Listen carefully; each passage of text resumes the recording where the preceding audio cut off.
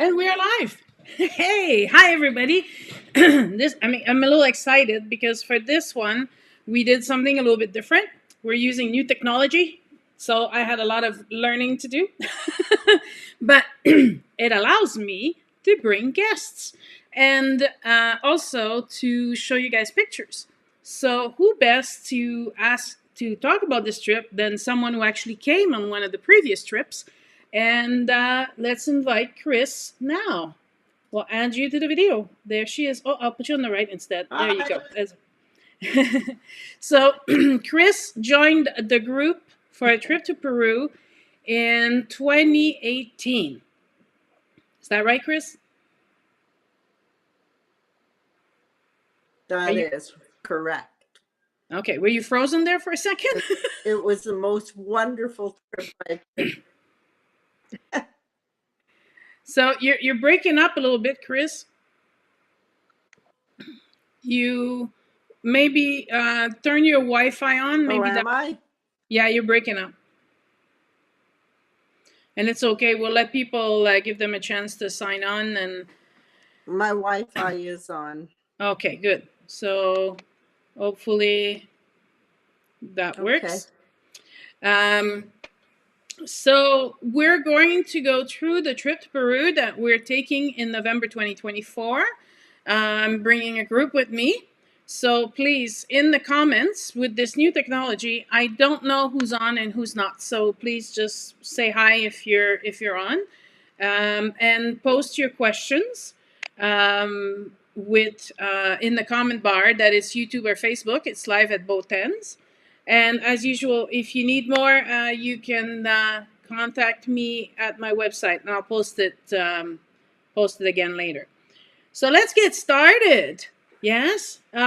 So this trip is French and English. It's a bilingual group. And so we'll have guides throughout the trip who all speak Spanish, English, and French. And you'll be covered. So this is one of our guides, the owner of the traveling company that we're using, Jet Peru.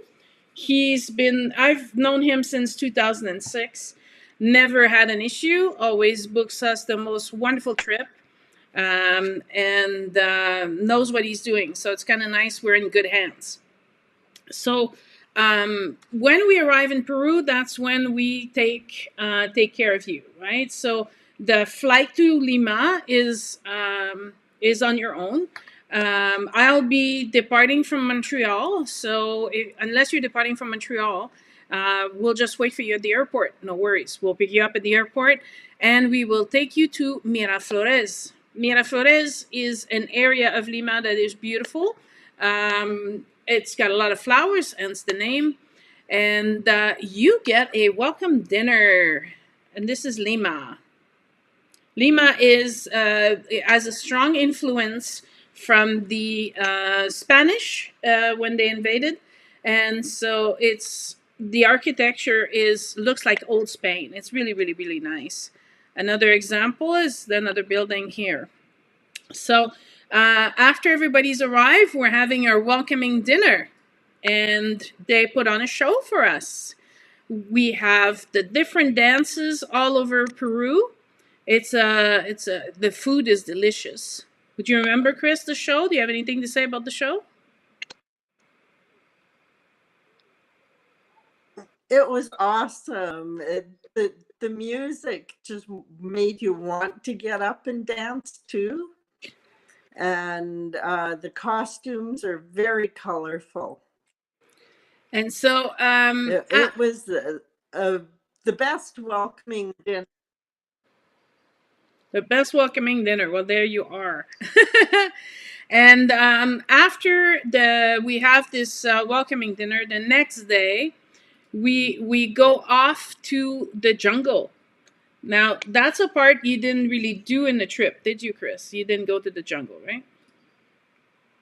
This is me in the jungle. No, not this. Yeah. So in this trip as the jungle, so not even though I go and I take groups all the time, not every trip is exactly the same. They vary from time to time, depending on what's available, what's new attractions, and there's the basic ones like Machu Picchu we'll do every year. But every time we take a group, it's a little bit different from one to the other. So after your breakfast, we'll go to the airport and we'll fly into Puerto Maldonado. And there we're going to be picked up at the airport and be preparing with our shaman. His name is Amador. And with Amador, we prepare the ceremony. The reason why I did it this way is because it requires fasting. So you can start fasting when you're home and then do your ayahuasca ceremony, and then you can eat plentiful after that during the rest of the trip. You don't have to worry about avoiding certain foods. The ceremony is a night ceremony, so we will leave at about dusk. We'll go to that little hut I just showed you, and we will take the ayahuasca. Now, what's the ayahuasca? The ayahuasca is there to remove your mental parasites, all the thoughts, your suffering, your job issues, your emotional issues, your anxiety, your fears.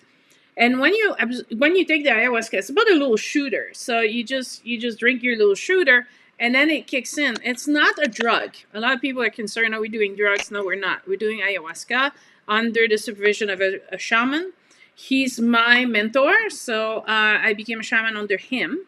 And the two of us will look after you for the night. And with the ayahuasca, it's pretty amazing because you literally hear the sound of the universe. If you ask a question, you get an answer because you're totally connected to the source. It's an amazing out-of-this-world experience. So the plant has a consciousness, and it's the consciousness of the plant that is taking you on this journey of awakening. So it's pretty fantastic.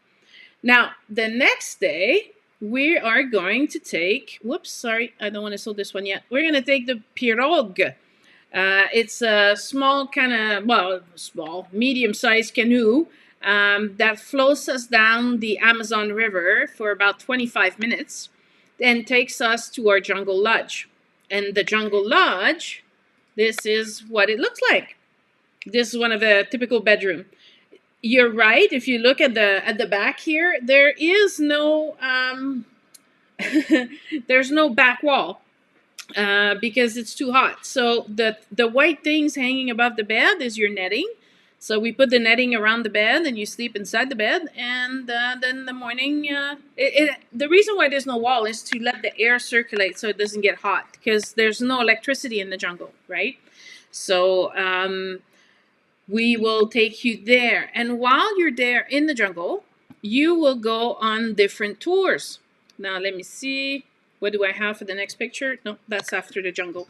In the jungle, we will go and walk in the reserve, and we will see how they grow the plants to use them as medicinal. And then we will also visit the Eco Center, the National Tambopata Reserve.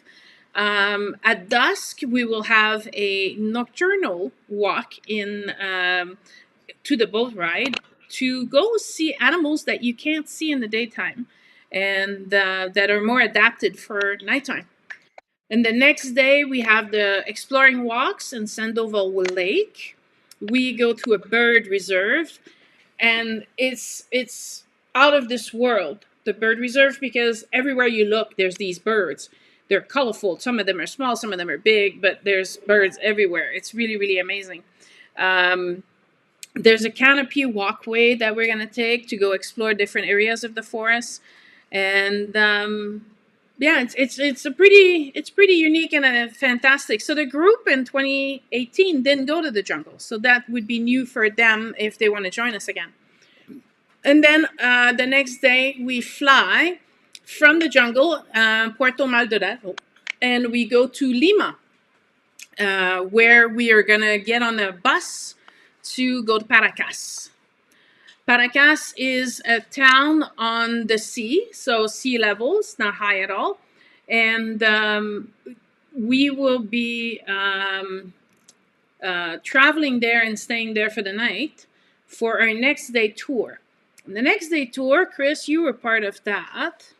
It's this one here. Remember the Balastas Island tour? Yes. This is called the Caladebra. I don't see the picture. Yeah. You don't see the pictures? Oh, that's too bad. The Caladebra is it's a chandelier. It was drawn into the sand, and it's been done hundreds of years ago. But because there's no wind and there's no water, it doesn't erode away, so it's still there. While we're on this Balastas tour, we go on the ocean on a boat, and then we get to see a whole bunch of sea life, sea lions, tons of different birds. Now, a trip to Peru is a trip with nature, right? It's a feast for the eyes. What do you remember about that boat tour, Chris?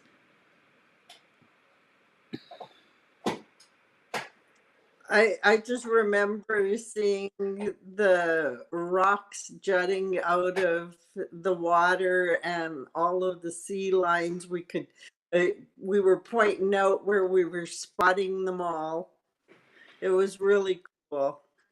So we will be also learning about the ancient Paracas people who inhabited the shores from 2,000 years ago. So we'll go to their necropolis and then see their fabrics and the way that they lived their lives back then. So it's really interesting because we're able to see the way life was lived back then. And remember the mummies? The mummies were so well preserved. Yes, they were. And all of their work that they do is just so beautiful. It's really amazing, their talent for pottery and their talent for material weaving, and it's the colors of their fabrics. It's all made natural. In one of the tours actually that we do actually learn how they color the red and the blues and the different colors from plants and roots and things like that. So preparing the wool for, they have to wash the wool because the llamas are wild, so that the wool gets really dirty. And they're using a natural soap root that's actually soaping the wool, making it like pristine white. It's really amazing. Do you remember that? I do remember that. So there's a bit of a delay, Chris. It was just amazing to see all that. It is, right? And you're learning so much during these tours. There's another tour that we're going to do the next day, and we're going to Ica. And on our way to the Nazca Hotel, we will stop at the oasis of Huacachina. And there, let me find the right picture. This is the oasis. It's an actual oasis in the middle of the desert. So the hills you see in the background, it's actually mountains of sand. So we're in the middle of the desert. And then in the middle of the desert, and Chris will comment on that, tell us about your dune buggy experience, Chris. Oh, that was so much fun. I had never been on a dune buggy before in my life. And we just told the driver, go faster, go faster. Very true, very true. And then they ride us on these mountains of sand, and then they give us snowboards, and we slide down these hills of sand. It's so much fun. And we're able also to get together, do a little meditation, connect to the ground, and it's priceless. That trip is so much fun. And on our way to Nazca, we'll stop at the winery, the Oasis. They show us how they make wine the traditional way. And then we're finishing the day with a 2-hour trip to Nazca City, where we stay overnight. But we have a special treat this time. In Nazca, at night, we will go visit the Orcana Magnetic Energy Zone. And it's known to be a holy place. And this place was a center for healing disease used by the ancient Nazca from 250 before Christ to 650 after. And so the energies are known to emerge at night. So we're gonna go experience something again very unique, very special, and we're gonna sleep in Nazca because the next day, hang on. So I want to make sure I get the right image. So here we go. We're gonna fly over the Nazca lines. So I get a lot of questions for this trip to Peru because people hear horror stories. I don't know where they get the horror stories from because I've only had good experience for the multiple times I went to Peru. But as you can see, the planes are clean, there's no rust, and everything runs. The last thing they need is for a plane to crash, right? So they maintain their planes very well, and we get separated in smaller groups, and we get fitted in those planes that fit 6 people. So everybody gets a window and a headset, and we're able to hear more about the lines that we're going to see. There's a way to see the lines without taking the plane, but all you see is one drawing on the ground. But by flying above the line, then you're able to see the greatness of it all. It's 350 kilometers square, the area. It's huge, absolutely huge. And they've been preserved there for 2,000 years. And so the pilot will fly us over the lines and explain each of the drawings. So Chris, I'm going to show some of the drawings and you can tell us, what did you experience when you were seeing these lines?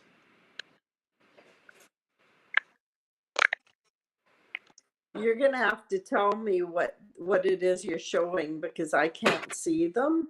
It's the astronaut, but I'm going to show the pictures, but just talk about your experience of being in the plane, seeing those lines for the first time. What did that feel like? Okay. It was an amazing experience, and I can remember everybody was pointing in different directions. Oh, look at this one. Oh, there's the astronaut. Oh, there's, I think there was a frog. Yeah, a All frog, a different ones we spider. were seeing and pointing out to each other. It was just an amazing experience. And right now I'm showing them Yeah, the one of and the then when dog. we came down, we actually went up one of the towers. Yes, you went up the tower and you got to see Yeah, one. But the one I'm showing the dog right now, the yeah, lines, the lines that go over the dog, that's a road. yes, exactly. So the road, that gives you a bit of an idea how big this dog is, because that's a road that just goes over its legs there. The other one I have is the hummingbird.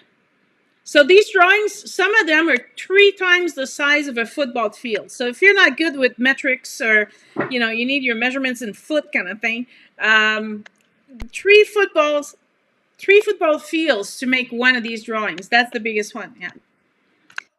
And so the flight takes about 35 minutes, and it's done by professional pilots, and everything is safe.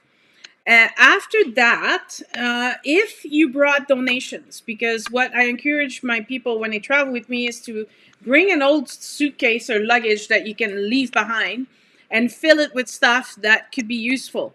So it could be anything from towels to clothes to underwear to renewable hygiene products, toothpaste, toothbrushes, combs, you name it, right? Anything that we can then donate through our group here. There you go.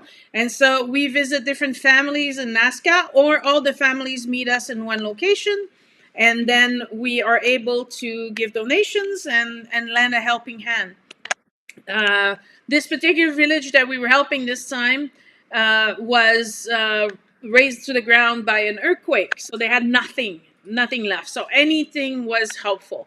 They were very grateful. They were so impressed by everything that we brought. But I do this every time they go to Peru. So it could be soccer balls, soccer jerseys, but it could also be useful items, right? I'm trying to be on the more useful side, and but anything you bring, it does get cold, so they will use toques and mittens and scarves and sweaters. So it's not like they only wear t-shirts and shorts there, right? What did you bring? Do you remember, Chris?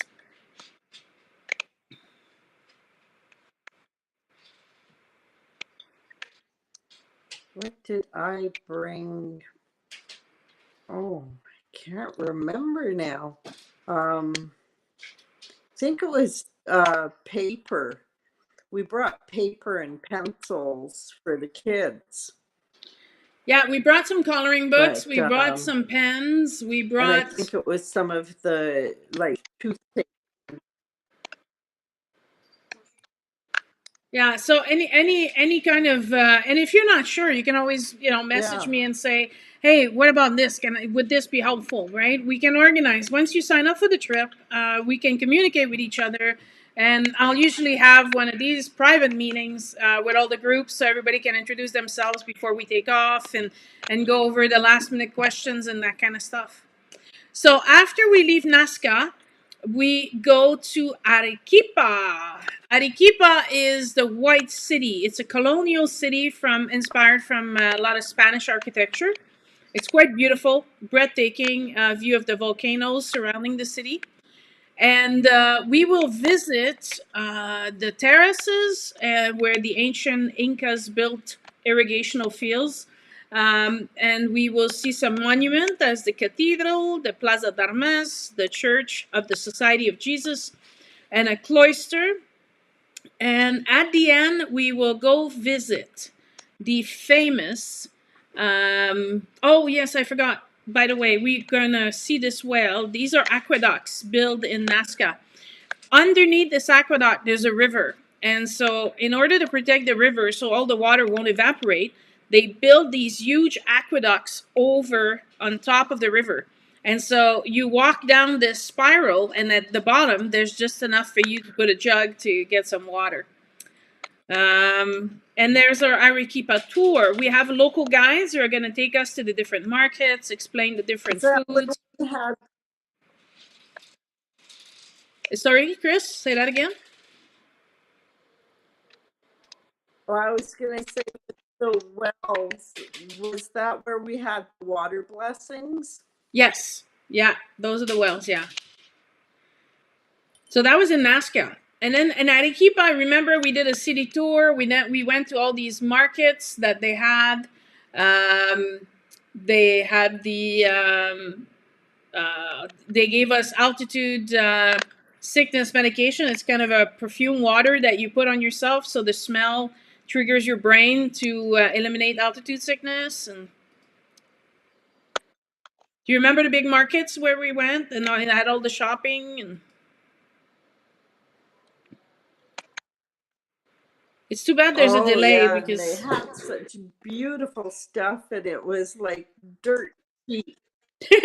yeah, that's a good place to shop. I'm showing them the map Mhm. of Santa Catalina, the big monastery that's 20 acres, 20,000 square meters. So it's like a city on itself. And you can see here it's a huge map, and you've got all the different locations, the wells, and the individual habitations. It's quite something to see. It's quite beautiful. Do you remember the visit at the monastery? That the photo I'm showing now I is where they do. did their laundry. Like you say, everything. You're not helpful. Oh right. But Arequipa, we sleep there overnight. It's a beautiful tour, and we actually do a very in-depth tour, and we go see inside buildings and things like that. So it's nice because you get to see um, how they lived inside the buildings. You're not just looking from the outside. So then we leave Arequipa and we go through the Chive Canyon. I took the group through the Silent Canyon. We walked the length of the canyon. It's not like the Grand Canyon. It doesn't take like 5 days. It's just an hour or two. But in there, we had this magnificent meditation. Um, and everybody had these visions of when there used to be water there and going back to almost Lemuria. That you must remember.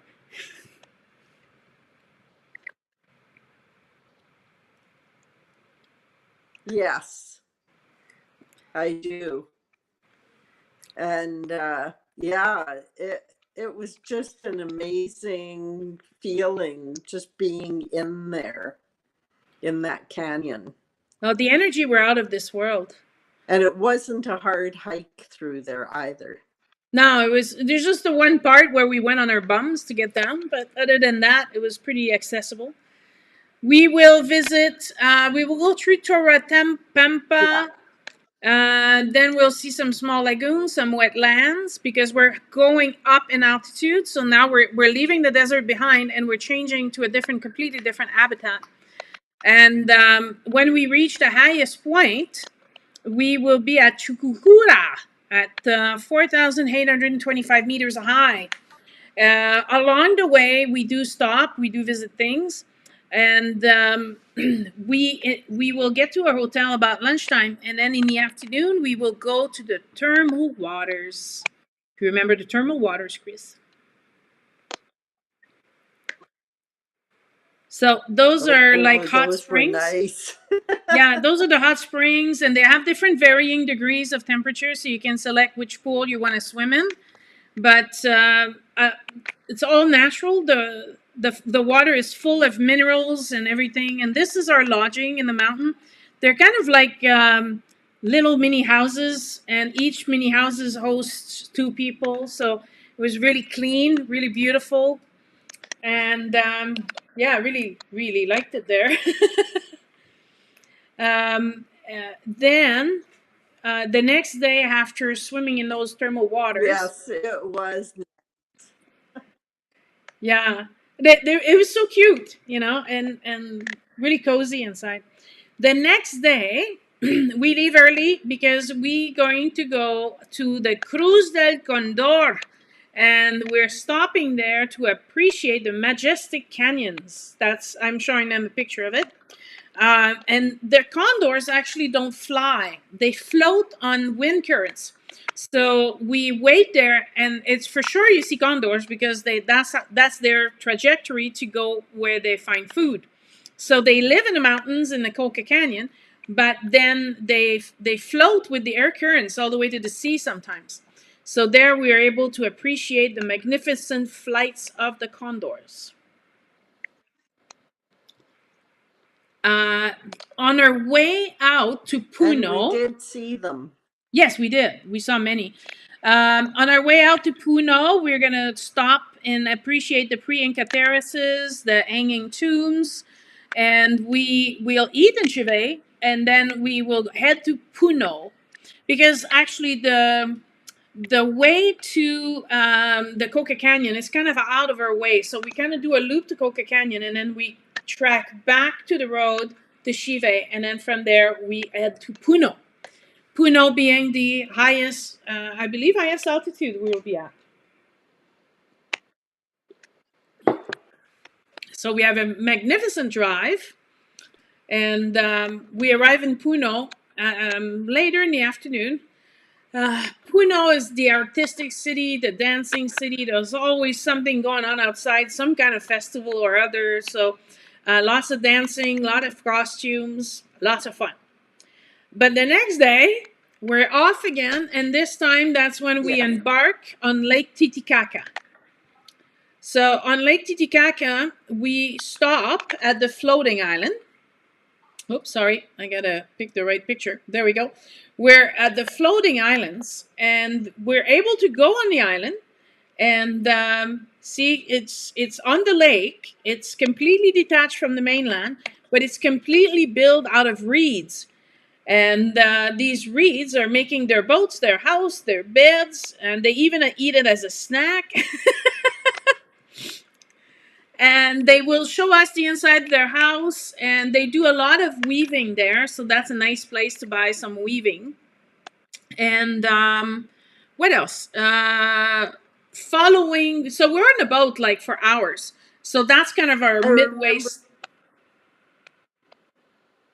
Go ahead. I remember the ladies were singing to us as well. Oh yeah, we're always greeted quite nicely when we go there. And then they will show us their clothing traditions. And then after that, we get back on the boat because Lake Titicaca is like super big. right? I don't have the measurement of the lake, but it's a huge lake. And then we make our way to Amanati Island, and that's where we have a stay. Now, Chris, tell me what you remember about your stay, and I'll show them some pictures.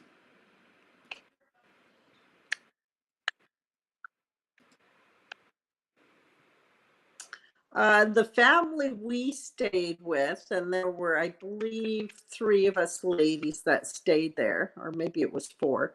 Um, they had a young child, and it was their grandchild that was there. And one of the ladies in our group spoke some Spanish, not a lot.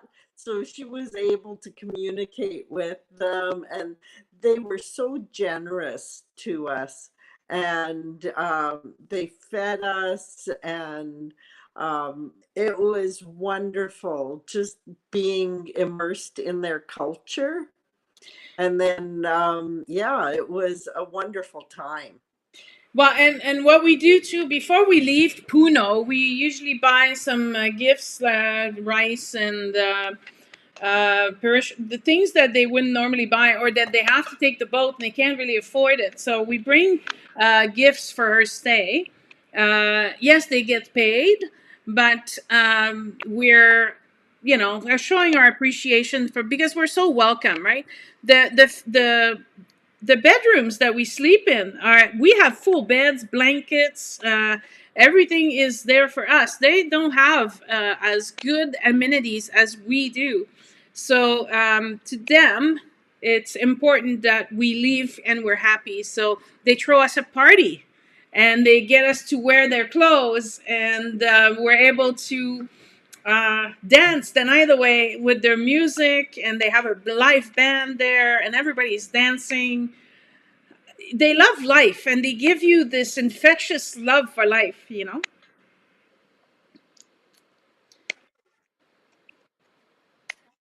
And so then the next day, we're going to leave Amanati and go to Takil.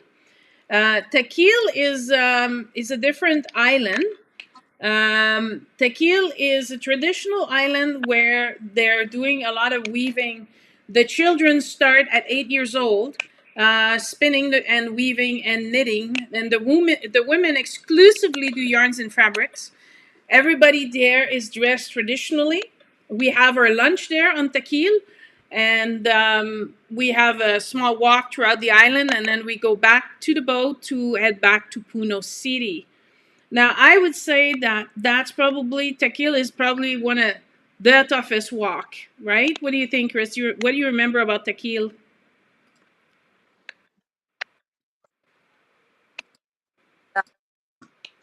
I think it was too the toughest one.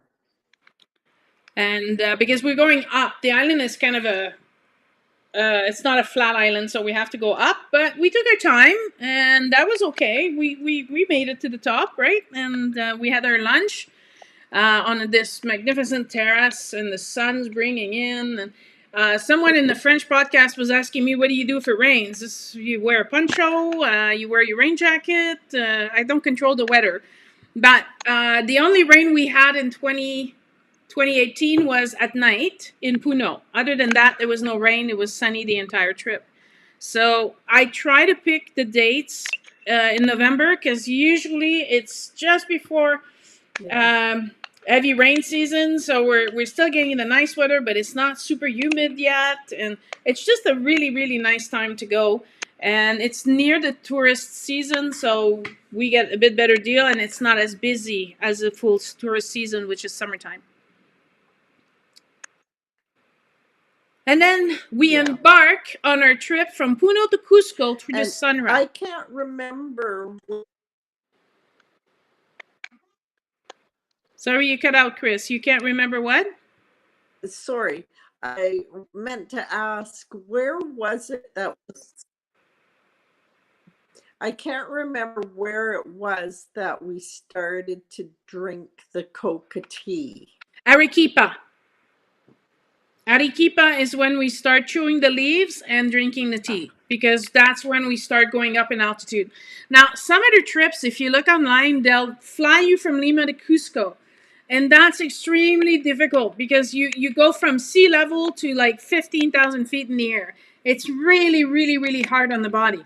The way this trip is organized, we go from sea level and we slowly go up, make our way up to the top, and then by now we're chewing the tea coca tea leaves, and we're drinking the tea, and we're also acclimatizing. So there's no altitude sickness, right? As long as you're chewing the leaves and drinking the tea.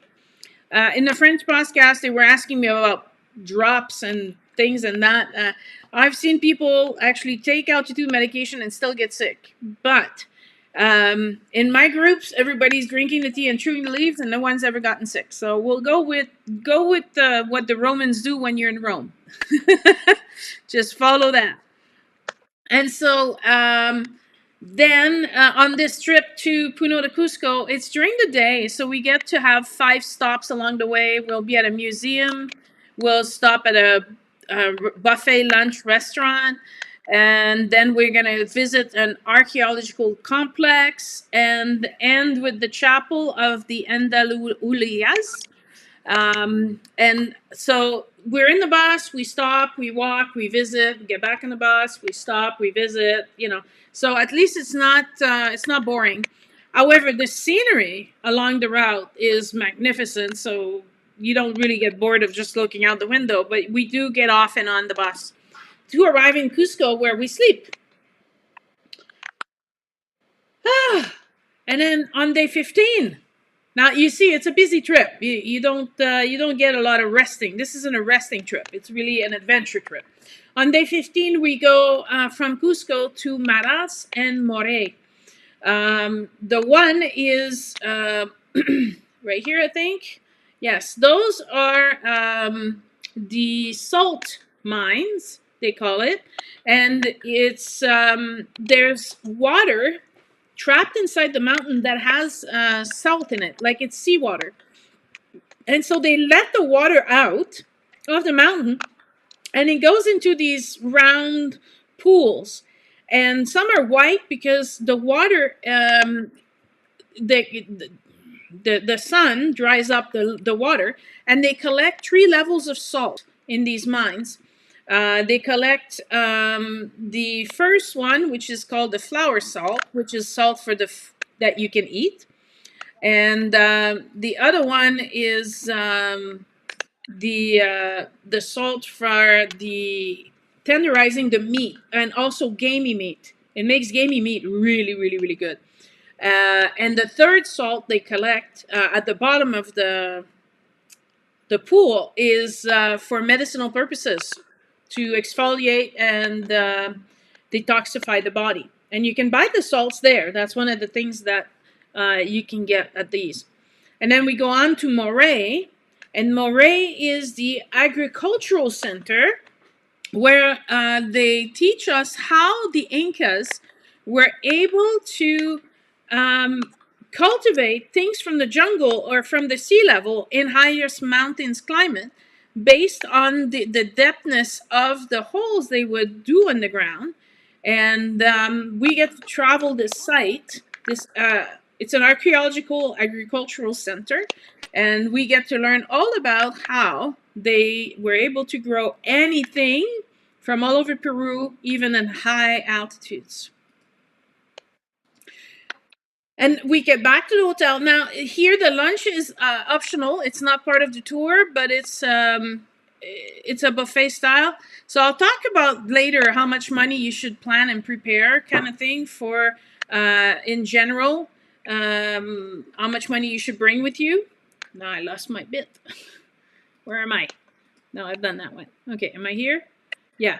Then the next day we enter the Sacred Valley. Now, the Sacred Valley is absolutely magnificent.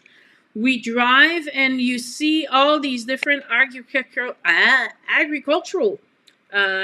formation on the side of the mountain. They've got llamas, jaguar, eagle. It's incredible. What do you remember about the Sacred Valley, Chris?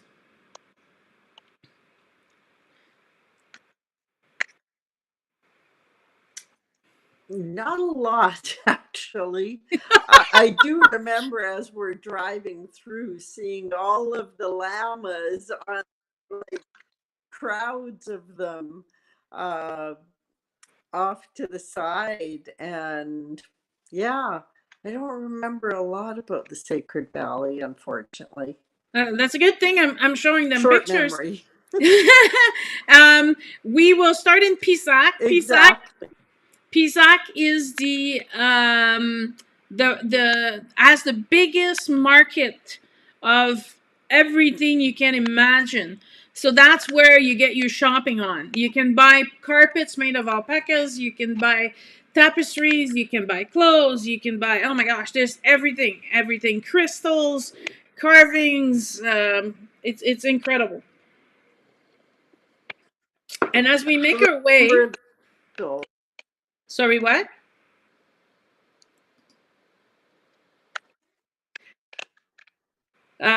Then we make our way from I there. remember the crystals. Yes, yeah, Chris would remember the crystals. um, and then after our lunch, we head to Ollantaytambo. Ollantaytambo is an Inca city, one of the most important Incan construction built, and that was kind of destroyed by the conquistador. However, there's still a lot of it left to demonstrate how they were building things and how big the stones were. Some of those stones weigh several tons, and they're at the top of the mountain, and they were moved there. So it's quite an interesting sight. And then from Ollantaytambo, we make our way. So this is we can go. There's a kind of a village at the bottom, and then we climb the ramparts, and we see just how high they were cultivating, and then you get an amazing view from the valley. And then Ollantaytambo is where the train station is. And that's where we take our train to go to Aguascaliente. And we sleep in Aguascaliente because the next morning we leave Aguascaliente by bus. And this, yes, it's called Aguascaliente, which means hot water, because they have, again, more hot springs there, different pools, different temperatures for everyone, in the magnificent view of the mountains. Did you come, Chris, to the hot springs?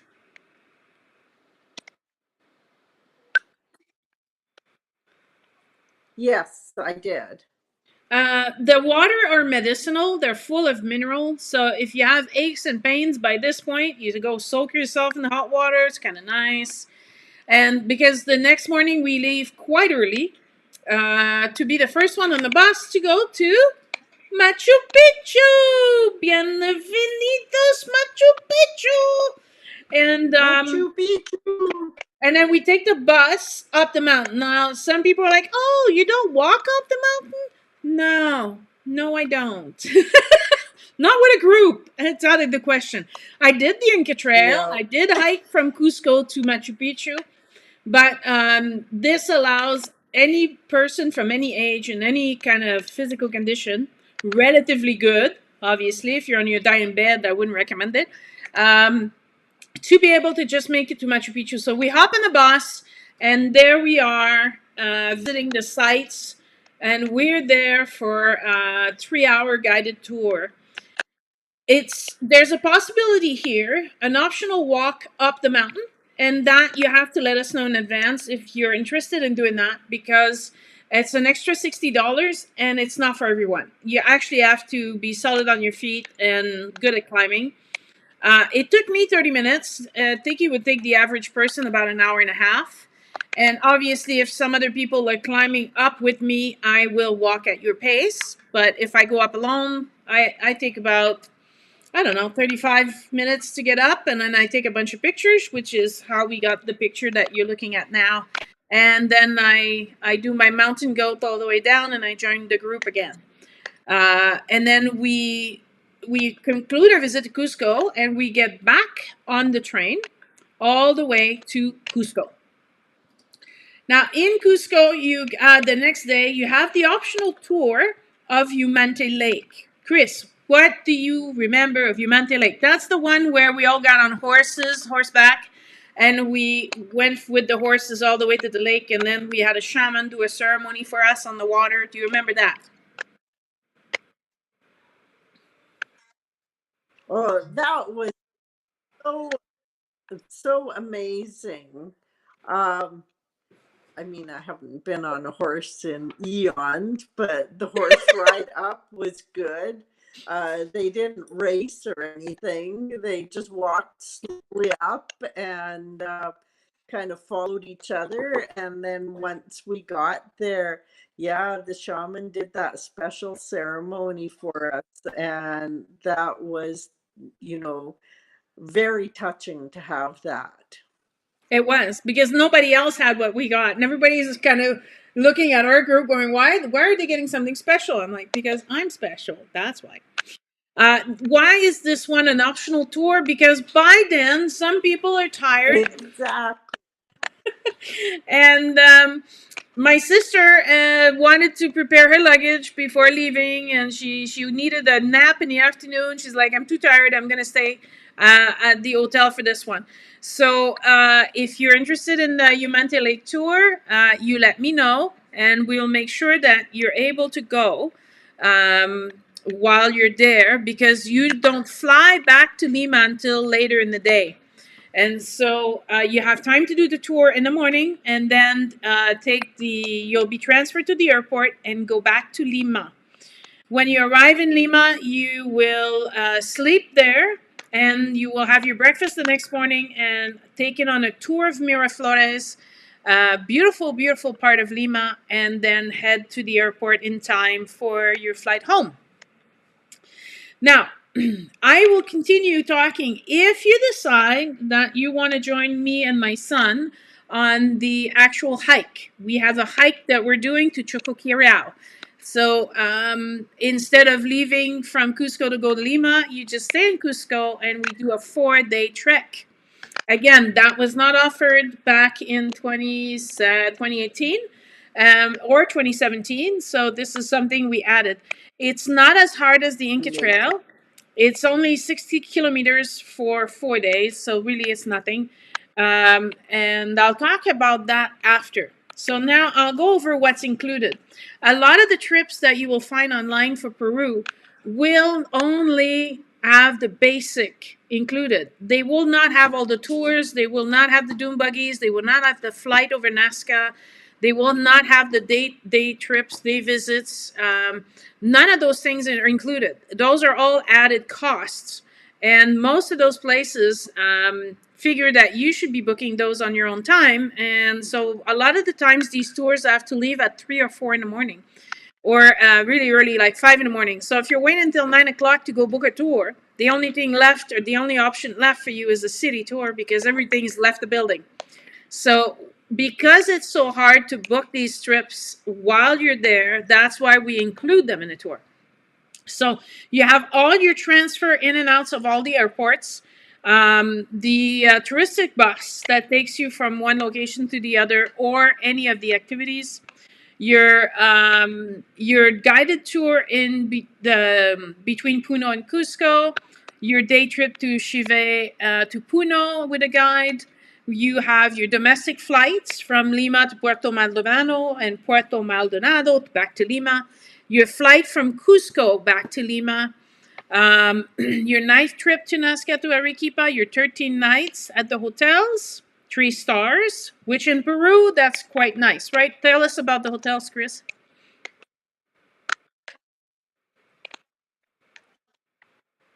The hotels were awesome. Very clean. The staff were very accommodating to us. And yeah, we couldn't have asked for anything better than what we got. Right, there you go. And you don't hear it from me. You're hearing it from someone who was on the trip. Then it includes the stay with the family in Amantani, the 3 nights at the Tambato Lodge in the jungle, your ayahuasca ceremony, your tour of the Tambopada National Reserves, the Paracas excursion to the Balestas Island, your excursion on the National Reserve of Paracas, your winery tour, your tour of the Oasis, the dune buggy, the sandboarding, the Nazca Lines flight, the Arequipa City tour, the Cocan Canyon tour, the hot springs entrance fee, the excursion on the floating Uros Island and the Mentani and Taquil Island, your tour of Maras More and your local guides, your Sacred Valley tour, your Machu Picchu tour and entrance fee, your train ticket from Olyotetambo to Aguascaliente and your return, and local guides for each of the excursion. We have Juan who joins us during the trip, and me. You have me. Although I'm paying for the trip for myself because I at 3,199 US, that's just paying for you. I don't make a dime on this trip. That price is only valid until January 15. So that means that by January 15, if you want to lock in that price, I need to receive a deposit of $1,600 US. If you're interested in that, you can contact me through my website.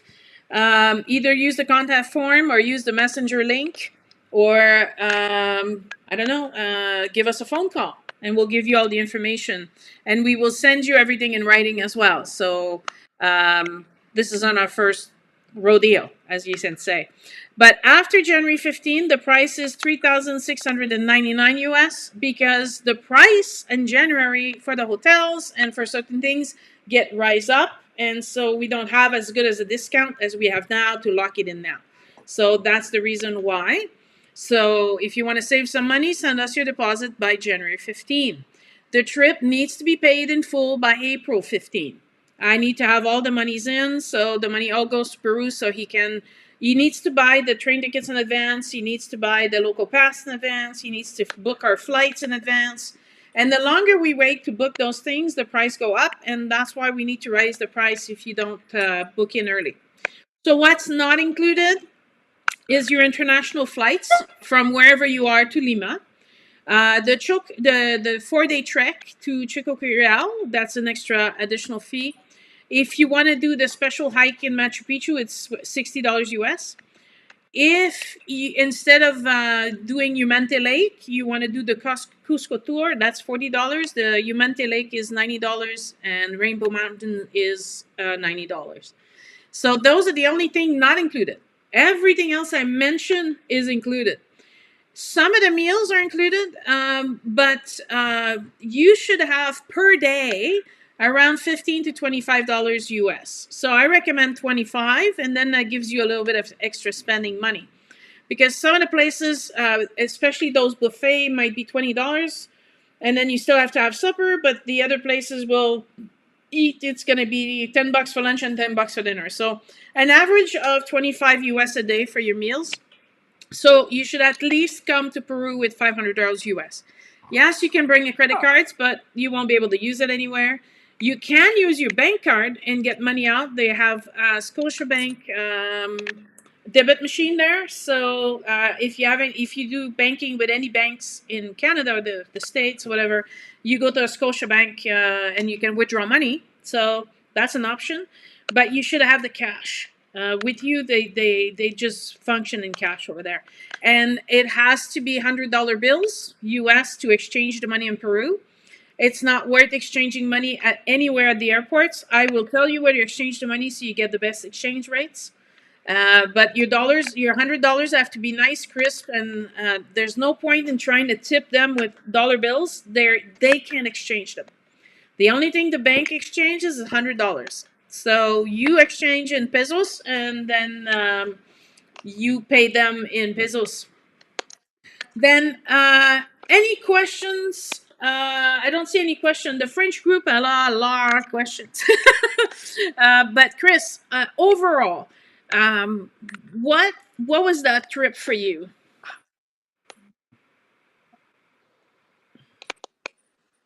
It was very enlightening, and it was wonderful to be immersed in their culture and seeing how they live. And yeah, it was an awesome trip. Um, it's a place that you feel very comfortable and safe in. Hmm. That's a good comment because naturally, I will tell you to leave the jewelry at home, the expensive stuff at home. I'll tell you to wear sturdy boots, and you're wearing t-shirts and pants or shorts or whatever. And I've never been mugged. Nothing bad's ever happened to me there. But I feel very safe compared to other places in the world that I've been as a single traveler, because I do go to travel to Peru on my own. And as long as you're not advertising that you're rich, you're fine. So dress really simply, and yeah, it feels safe. And the last group we had, some of the ladies were like 72 and 73, and they had a grand old time. But they're French, so they were in the French video. And then I'm going to talk about this part here. I'm showing them Chico Cariao. Chico Cariao is another site that is not cleared like Machu Picchu is cleared. So I'll show you the difference between that one and Machu Picchu. Machu Picchu is completely cleared. Whoops, not that one. This one. There's no dirt left to take out. They're building the thatch roof on the top of the houses. They rebuild the site like it was, like when it was built. But Chico Cariao is still being under archaeological research and still being dug out. But it's the female energy. Machu Picchu is the male energy, and Chico Cariao is the female energy. And the only way to access Chico Cariao is by 4-day trek. It's 60 kilometers in 4 days. I've done the Camino in Spain. I did 800 kilometers in 30 days. And most of our days we walk 25 to 35 kilometers. So 60 kilometers is really nothing. We will be staying in lodges and 2 days tenting. There's that, I have to say. So 2 days in the lodge, 1 day in the hostel, and 2 days camping. We leave at Cusco at 6 in the morning. So when the group that's going home can go to Humante Lake, we are going for the trek. You won't be alone if you go to Humante Lake. You'll have guides. You'll be supervised. Juan is staying behind to look after you. But I'm leaving with the group who's doing the hike at 6 a.m. And then when we get there, we start hiking. Our first day, we will hike 6 to 7 hours because we're going up in the mountain. But we're covering 15 kilometers. And are you okay, Chris? We visit sites along the way, and eventually we make our way to this beautiful site. And the next day, it's only 8 kilometers, so half of what we walked the first day for 5.5 or 6 hours. And the third day is 7 kilometers for about 4 hours. Then it gets easier because now we're going down, we're coming back. So it's not as hard. And the last day is 8 kilometers for 4 to 5 hours. Because what we're doing is we're stopping along the way, visiting sites and discovering the beauty of this area that's unexplored. They actually want to build like a gondola, and once the gondola is up, this place is going to be simply invaded by tourists. It's going to be like impassable. So I want to go there before it becomes too touristy. And the whole day at Cusco, where now you're limited, you can either get a morning ticket or afternoon ticket, and you have to vacate the place because there's so much tourists, they can't accommodate everybody all at once. Includes your guide, your meals, a cooking equipment, horse, mules, and they will carry 5 kilograms for you, and the rest you have to carry. We can leave our bags behind in Cusco and just bring what we need. So if you bought a bunch of souvenirs, we're not tracking that in the mountain. You're just tracking what you need for the trek. And then we get back to Cusco. And when we get back to Cusco, it's so beautiful. I have a picture here. This is the water fountain park. That's one of the things we can go see. I mean, we're not busy 24 hours 7, and sometimes we have some free time. And Chris can tell you, I don't spend a whole lot of time in a hotel room. I didn't go to Cusco or to Lima or Peru and just to be in a hotel room. So if you're not tired and you want to keep walking with me, I'll take you with me. It's fine. Um, Or and sorry.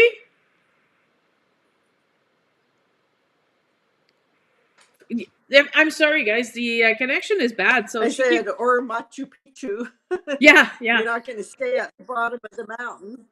Exactly. Just like the people, we arrive at Cusco, and then the next day we will fly out to Lima, and we will have the same kind of option. We'll have the Miraflores tour, and then we'll leave. So I'm going to be there until the end, obviously. Juan is going to stay with the group and then escort you back to the airport, and then probably meet you in with you to Miraflores, or have a local guide meet you there. And all your guides will be English, Spanish, and French. They all went to university. They all went into university in tourism. So they are well knowledgeable. They can answer questions. They know the history. They know um, they know they know they know the history and everything. So I'm gonna let Chris go now, and I'm gonna thank you very much, Chris.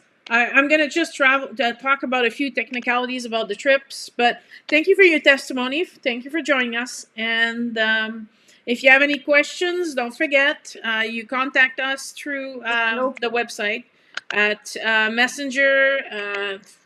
There's a form you can fill out to contact us. You can call us. You can email us. There's so many ways in order for you guys all to get a hold of us. So thank you very much, Chris, and have a good night. And here we are. It's just me. Ta-da! What's left to talk about? The details, like travel medical insurance is essential. If you miss the plane and you can't come to Peru, your insurance will refund you your trip. I'm not. So the travel insurance, if God forbid you would break a leg and your trip's over and you have to be flown home, that's what the medical travel insurance is about. We're not going to cancel the trip on you. I'm going, I'll be there. But it's more about if, I don't know, something happens to you, you need to come back early or whatever. It's never happened. No one in my groups have ever used it. But, you know, better safe than sorry. So, traveling from Canada, Canadian citizens do not require a visa to go to Peru as tourists. However, the only caveat is that you must have a passport that is valid 6 months after November 2nd. So, if your passport expires within that 6 months' time, you need to renew your passport before coming on the trip. As far as vaccination go, they recommend hepatitis A and tetanus. And the other the vaccines you can consider, you know, they're not mandatory.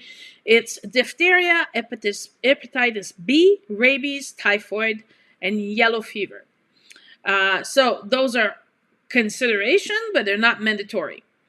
As far as the yellow fever, when I first started going to Peru, it was mandatory to have a certificate showing you had the yellow fever vaccine, and the certificate is no longer required for this country.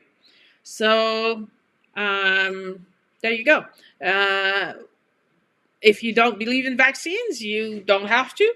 I travel a lot, and so I have those. But they're usually good for life. Like yellow fever, you only get vaccinated once for it. Hepatitis A and B, I was vaccinated when I was a policewoman, so that's, you know, it stays in your body, right? And then the budget, Canadian government says $27 US per day. But you know, 27, 25, it's per day, not per meal. And but that does not include your shopping and souvenirs. So depending on If you spend a lot, if you like to bring a lot of souvenirs home, it's November, so you might want to do your Christmas shopping, whatever. So you have to plan accordingly. Like I said, it's possible to take money out of the bank machine. The places where credit cards are accepted are usually quite expensive. Real alpaca sweaters for like $500 US, So for your everyday kind of shopping and everyday kind of doing, that's more about, you'd be closer to, the, I don't know. You calculate how much money you want to spend, and then hopefully you can keep to that budget. When I left for Peru, I had I had money, but I forgot the credit cards at home, so I had the budget anyway, and I managed to have more than enough, and my suitcase was full with souvenirs.